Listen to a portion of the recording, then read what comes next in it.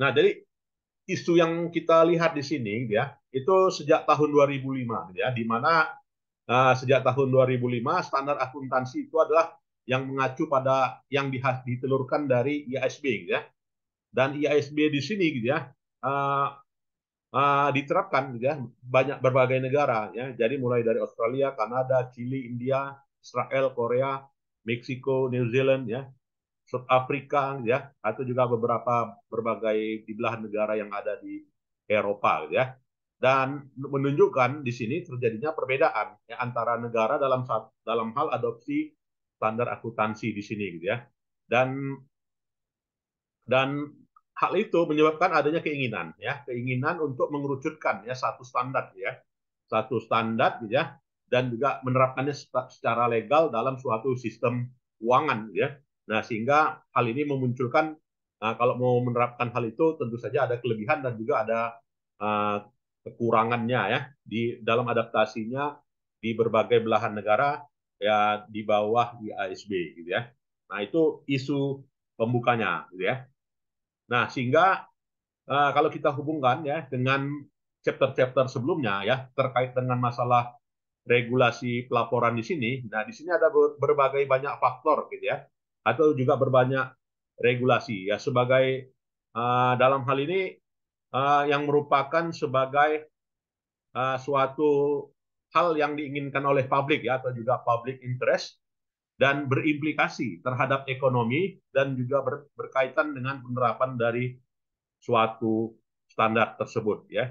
Kemudian juga dari berbagai perbedaan standar akuntansi tersebut itu akan menghasilkan jumlah ya jumlah pernyataan akuntansi gitu ya yang dilaporkan yang dalam hal ini diadaptasi dari suatu peristiwa atau juga transaksi itu berbeda ya, berbeda dalam pelaporan akuntansinya ya. Nah, sehingga punya dampak ya. Dampaknya bisa dampak positif ya, bisa juga dampak negatif dari aspek sosial dan juga aspek ekonomi gitu ya. Nah, sehingga dalam hal ini adanya perbedaan regulasi yang di berbagai negara tersebut itu akan menghasilkan ya suatu laporan yang diinginkan lagi atau disebut dengan laporan khusus ya dari suatu peristiwa yang ada di berbagai negara. Jadi dalam chapter ini kita akan mendiskusikan secara teoritis gitu ya dan juga secara global ya bagaimana bentuk harmonisasi atau juga penerapan dari standar dan juga pelaksanaannya yang berbeda di berbagai negara tersebut gitu ya. Dan perbedaan tersebut gitu ya dalam hal ini berimplikasi terhadap keputusan ya pada berbagai banyak negara dan di bawah komando atau di bawah pengawasan ya oleh International Accounting Standard Board ya. Jadi dalam hal ini dari beberapa riset-riset yang disimpulkan ya pada riset-riset sebelumnya mengindikasikan bahwa gitu ya di berbagai negara itu terjadi perbedaan culture gitu ya dan juga perbedaan informasi yang dibutuhkan ya dan juga informasi yang diharapkan gitu ya sehingga pada chapter ini secara logis gitu ya ya bagaimana standar akuntansi itu yang diterapkan di berbagai belahan negara yang ada di dunia ini gitu ya sehingga pertanyaannya adalah ya bagaimana gitu ya membedakan gitu ya membedakan antara satu negara dengan satu negara lain terkait dengan penerapan standar secara global tersebut gitu ya. Nah, ini menunjukkan the evidence ya, evidence the international difference in accounting prior ya to recent standardization initiative gitu ya. Nah, ini menunjukkan beberapa bukti-bukti hasil penelitian ya, hasil penelitian yang menunjukkan perbedaan standar itu di berbagai belahan negara gitu ya. Nah, jadi di sini di dalam berbagai banyak negara terutama di negara Uni Eropa gitu ya, ini cenderung mengadaptasikan uh, IAS tadi gitu ya dari IASB gitu ya dari IASB dan mengimplementasikan ya sejak tahun dua apa ya berakhir di tahun 2005 ya. Dan pemahaman di sini menunjukkan bahwasanya aturan akuntansi tersebut ya berbeda hasilnya ya ketika distandarisasi ya. Dan beberapa riset juga riset-riset sebelumnya menunjukkan adaptasi IFRS ya, terutama risetnya Nobis ya dan juga Parker gitu ya. dia membandingkan antara perusahaan kecil yang ada di Eropa dengan perusahaan nasional, ya multinasional, ya, yang dalam hal ini melaporkan hasil yang menunjukkan bahwasanya uh, kebijakan akuntansi itu banyak dipengaruhi oleh yang namanya kebijakan akuntansi dari Amerika Serikat, ya. Jadi aturannya kebanyakan merefer ke Amerika Serikat dan juga perbandingannya terkait dengan misalnya laba, gitu ya. Nah, ketika laba ya antara adaptasi standar perusahaan Amerika ya, artinya menurut standar akuntansi Amerika itu bisa menghasilkan 9521 miliar gitu ya. Nah, kalau di Inggris misalnya gitu ya, nah ini bisa menghasilkan 29707 gitu ya. Nah, jadi ini menunjukkan ya kenapa terjadinya perbedaan ya, karena adanya perbedaan dari standar itu gitu ya. Jadi perbedaan dari standar itu berimplikasi pada hal itu ya, sehingga tadi di awal pertemuan ya bahwasanya perbedaan standar itu berimplikasi terhadap kebijakan gitu ya. Nah, ini beberapa riset-riset yang ada ya. Oke. Oke ya. Nah, berikutnya adalah does it really matter ya? If different countries use different accounting method gitu ya. Jadi menurut Nobis and Parker ya di 2010 terjadinya perbedaan tersebut sehingga ya menimbulkan ya apa yang dimaksud dengan istilahnya adalah harmonisasi gitu ya. Dan juga menimbulkan yang namanya standarisasi gitu ya. Standardization and harmonization gitu ya. Nah, jadi di sini harmonisasi itu adalah suatu proses gitu ya. Proses meningkatkan kemampuan perbandingan ya, perbandingan praktik dari akuntansi dari satu standar sehingga disetujui dari berbagai perbedaan-perbedaan yang ada ya. Nah, itu namanya harmonisasi. Jadi memang perbedaan itu ada ya, tapi bisa di satu pendapatkan ya, namanya harmonisasi ya. Nah, sedangkan yang namanya standarisasi ya, di mana standarisasi itu adalah uh, suatu terminologi gitu ya yang menunjukkan implikasi ya implikasi secara khusus gitu ya secara khusus terkait dengan aturan yang ada dilegalkan ya jadi bukan lagi hanya perbedaan yang ada ya tetapi disatukan pendapatnya tetapi punya aturan khusus ya garis khusus itu namanya standarisasi gitu ya. Nah, jadi perbedaan harmonisasi dan standarisasi itulah yang didefinisikan oleh Nobis and Parker ini gitu ya. Lalu Nobis and Parker ini juga menjelaskan alasan ya. Alasan dari uh, keinginan ya. Keinginan adanya standarisasi akuntansi itu secara internasional ya. Jadi keinginan untuk standarisasi akuntansi terutama akuntansi keuangan di sini gitu ya. Ini dilatar belakangi oleh adanya pemahaman ya. Pemahaman terhadap akuntansi keuangan yang dalam hal ini terjadinya memang perbedaan secara individu di berbagai belahan negara ya. Nah, implikasinya adalah investor gitu ya. Nah, jika investor itu menginginkan apa ya? Menginginkan melakukan investasi pada berbagai belahan negara yang ada di dunia gitu ya. Maka di sini investor menginginkan informasi yang lebih gitu ya atas atas investasi yang sudah dilakukannya sehingga berdampak ya terhadap keputusan investasinya lagi di masa yang akan datang ya. Nah, sehingga diperlukanlah yang namanya standarisasi gitu ya. Jadi standardization is important gitu ya. Standardization is as important ya terkait dengan penyajian pelaporan keuangan. Nah, inilah ya. Nah, itu yang namanya latar belakang timbulnya IFRS ya. Nah, ini. Ya, kemudian kita melihat di sini the overview of the IASB and the global activities ya. Nah, jadi kalau kita melihat ya dalam rangka implementasi ini secara global ya, maka tidak lepas dari historis dari IASB gitu ya.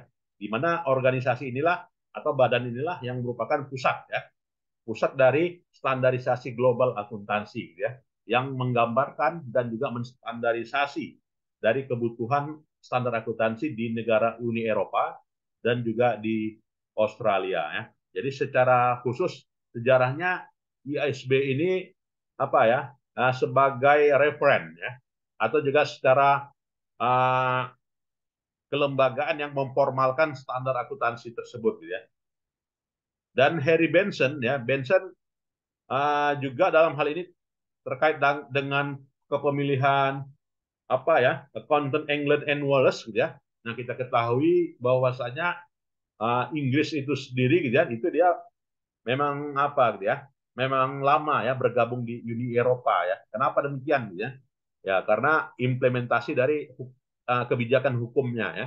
Jadi Inggris ini dikenal ya di berbagai negara Commonwealth itu punya peraturan hukum sendiri gitu ya, yang disebut dengan peraturan hukum Anglo-Saxon gitu ya. Nah, karena adanya Anglo-Saxon tersebutlah ya, maka dalam hal ini Presiden Institute Chartered Accountant England and Wales ya, Herin Benson ya, di mana Herin Benson di sini terpilih di dalam ICAW tahun 1966 gitu ya.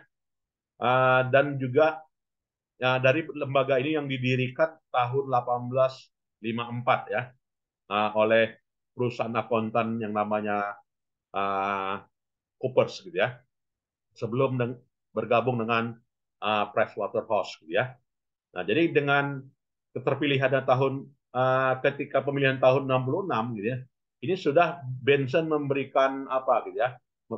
Mendirikan sebuah lembaga ya, di mana lembaga ini memention terkait dengan apa ya undangan untuk dari berbagai counterpart yang ada di Kanada dan juga di Amerika ya. Jadi isu penggabungan itu memang sudah ada ya. Jadi memang dipelopori oleh Benson itu sendiri ya sebelum lahirnya IFRS ya. Sebelum lahirnya sebelum dilembagakan oleh IASB. Nah, kira-kira demikian, Ibu ya. Nah, ini sejarahnya. Nah, itulah bedanya antara harmonisasi dengan standarisasi gitu ya. Ya, kemudian kita melihat ya bagaimana aturan Uni Eropa ya. Ya, Uni Eropa terkait dengan standar akuntansi ini ya. Jadi memang very significant participant ya. Jadi ada perbedaan signifikan terkait dengan kebijakan akuntansi standar di antara Uni Eropa dengan di luar negara Uni Eropa gitu ya.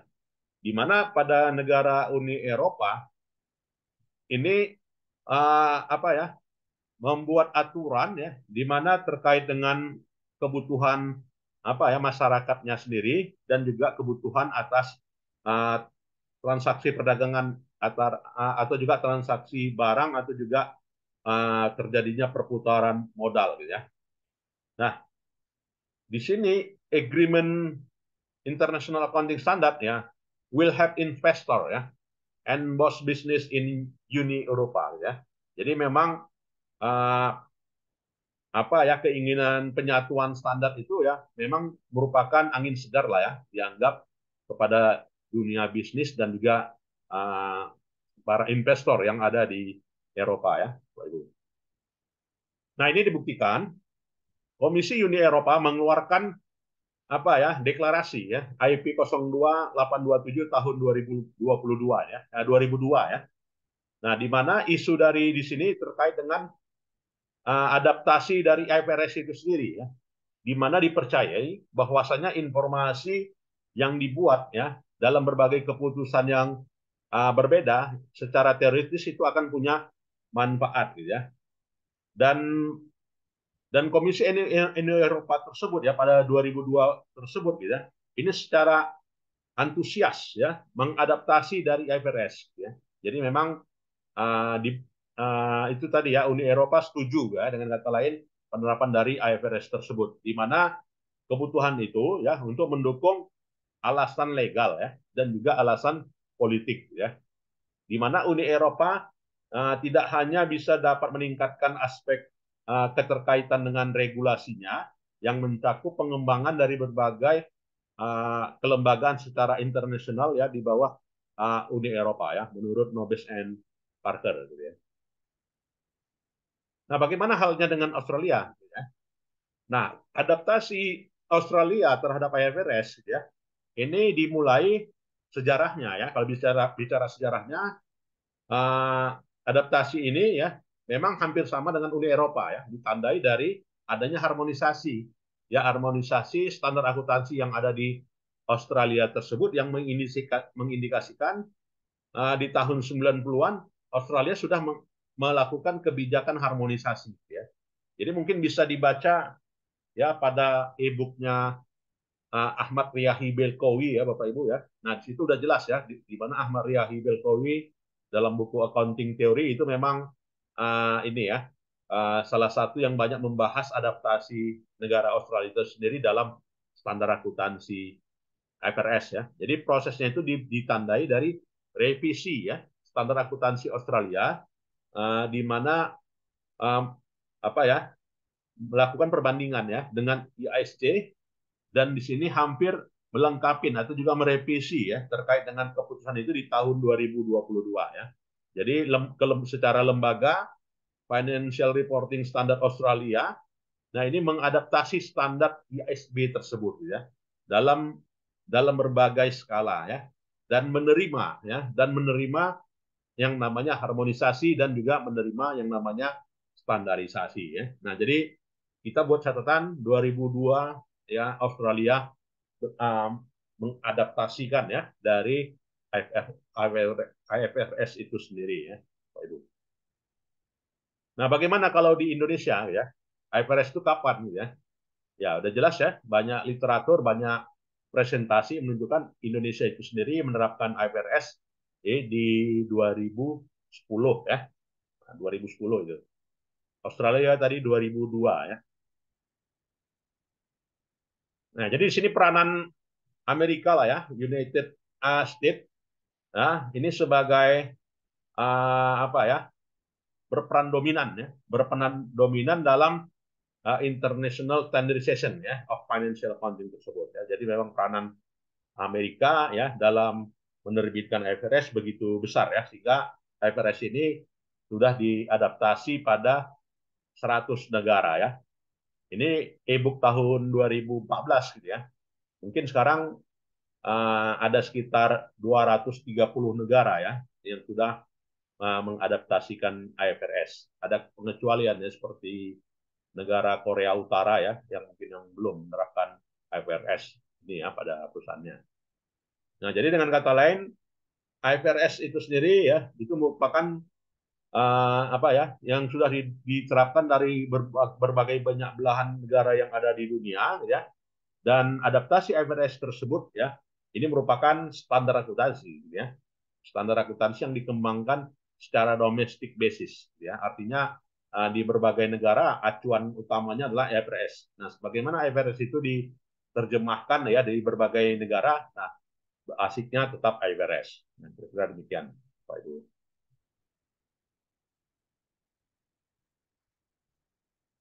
Nah, ya, ini sejarahnya.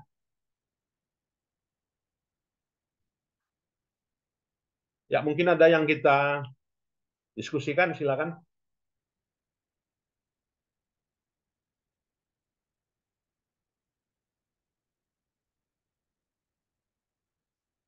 Ya, begitu juga apa ya implikasi IFRS itu menyebabkan apa ya dampaknya ke sistem perpajakan misalnya. Nah, kalau bicara dampaknya ke sistem perpajakan ya, Nobes ya itu melakukan riset juga ya. Nobes melakukan riset juga dengan melakukan perbandingan antara sistem perpajakan di Jerman ya dengan sistem perpajakan di Inggris ya. Dan di mana mengidentifikasi bahwasanya praktik akuntansi keuangan pada dua negara tersebut secara sistematik ya systematically different ya terjadinya perbedaan terkait dengan adaptasi IFRS tersebut. Di mana di Jerman gitu ya, perusahaan-perusahaan di sana gitu ya, itu secara terus-menerus ya menyajikan laporan keuangan yang tidak terkonsolidasi ya di bawah aturan yang konvensional gitu ya. Yang disebut dengan di Jerman disebut dengan Handelsgesetzbuch gitu ya. Di mana dalam perhitungannya itu uh, ya dalam perhitungan pajak penghasilan ya, taxable income dan juga distribute income ya. Jadi dalam perspektif ini IFRS menginginkan dilakukannya konsolidasi ya atau juga atas penyajian antara konsolidasi dengan yang tidak konsolidasi. Nah, ini harus dilakukan ya, menurut Heller and Early 2004 ya. Dan dalam satu area gitu ya, pemicu dari pajak ya. Nah, ini adalah apa ya? Dari sumber yang mana ya? Apakah dari sumber yang unconsolidated statement atau juga yang consolidated statement gitu ya. Nah, sehingga dalam perspektif IFRS ya di sini harus digabungkan ya. Dan sebagai contoh ya misalnya bagaimana perbandingan ya atas aset ya dalam perspektif pajak ini dikeluarkan ya. Dalam perspektif pajak ya, ini dikeluarkan ya tetapi tidak di Inggris gitu ya. Nah, sehingga ini menyebabkan bedanya apa ya? Bedanya beban pajak gitu ya. Perbedaan beban pajak. Jadi mana yang deductible, mana yang undeductible. Nah, sehingga menimbulkan bias. Ya, sehingga dalam hal ini implikasinya terhadap FRS adalah Jerman gitu ya. Ini harus ikut ya pada aturan IFRS. Nah, ini risetnya Nobel ya. Itu pun tahun 2005 ya, tapi kalau sekarang mungkin udah tidak lagi gitu ya. Nah, itu ya.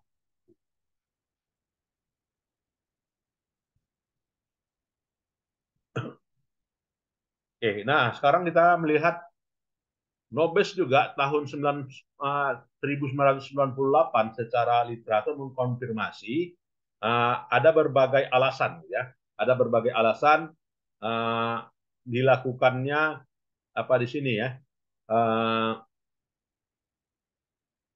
dilakukannya ada beberapa faktor-faktor ya sebagai sistem perpajakan ya. Diterapkannya sistem perpajakan tersebut di antara berbagai faktor tersebut yaitu level of education ya atau juga level economic development. Nah, ini juga variabel yang disarankan ya untuk menjelaskan secara apa perbedaan praktik dari akuntansi ya. Dan sehingga secara apa ya secara teori dapat dijelaskan ya bahwasanya standar akuntansi tersebut itu mengecualikan ya beberapa standar internasional. Jadi adaptasinya dipengaruhi oleh variabel yang namanya nature of business ownership atau juga bedanya disebutkan karena colonial inheritance ya atau juga karena invasi atau juga karena sistem perpajakan ya karena atau juga karena inflasi ya atau juga karena level of education.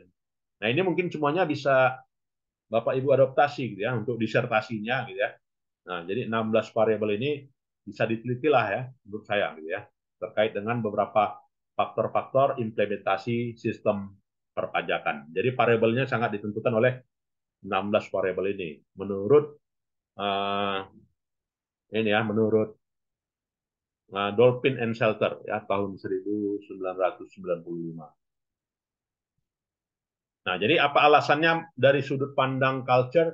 Nah, ini penjelasannya ya. Culture ya. Atau juga dari sudut pandang masculinity ya. Nah, itu alasannya.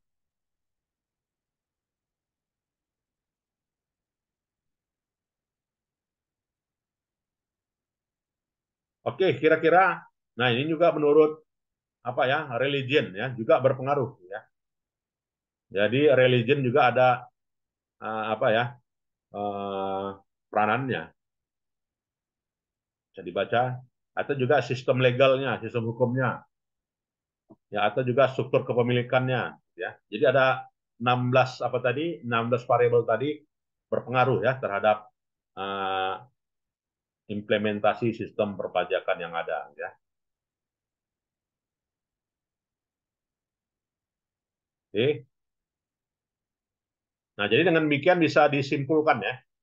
Bisa disimpulkan ada beberapa faktor-faktor ya yang mempengaruhi praktik yang menentukan kualitas pelaporan keuangan gitu ya.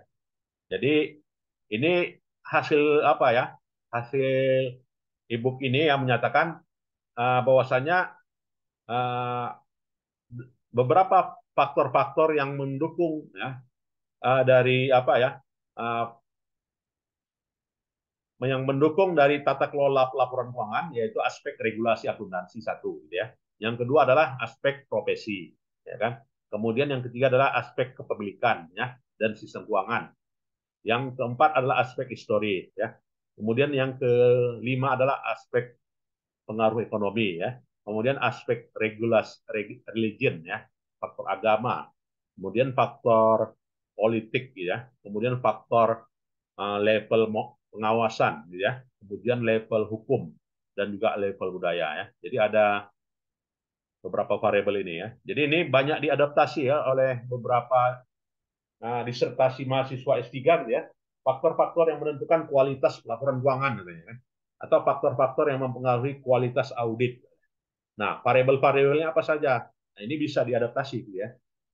Nah, jadi faktornya disebabkan oleh uh, 9, ya, 9 variabel ini bisa diimplementasikan, ya, Bapak Ibu. Silakan, ada yang mau kita diskusikan lagi dari standarisasi akuntansi secara internasional ini dalam seminar teori akuntansi? Oke, kalau tidak ada, saya kira itu sajalah ya pertemuan kita di siang hari ini. Kita lanjutkan minggu depan, ya, Bapak Ibu sekalian. Ya, jangan lupa di absen.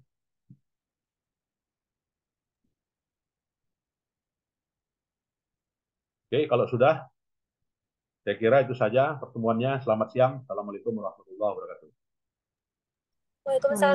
Terima Waalaikumsalam kasih, Prof. Selamat siang. wabarakatuh. Ya, nanti videonya saya share ya, Bapak Ibu. Iya, Terima kasih. baik, Prof. Boleh meninggalkan ruangan, ya.